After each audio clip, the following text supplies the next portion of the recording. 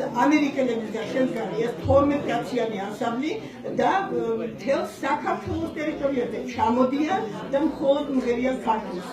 აი ეს საოცარია, წელიწადში 3-ჯერ კონცერტს მართავენ და ისინი ეხმარებიან ჩვენთან გაჭირებულ ადამიანებს. სტიქიის დროს, როდესაც იყო 13 ივნისი, მათ გააკეთეს უდიდესი კონცერტი და თვითონ ჩამოიტანეს და თვითონ 15 ოჯახი ყავდა ჩვენს მაღაზიაზე ქართულსა და თვითონ ოჯახს $250 დაუდგეს.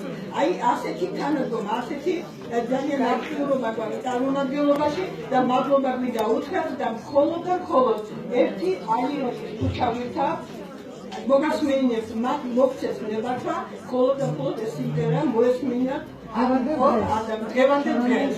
ასეთი ნებართვა. ქართველები არ არიან მეგობრებო, მოусმინე. ამერიკელები.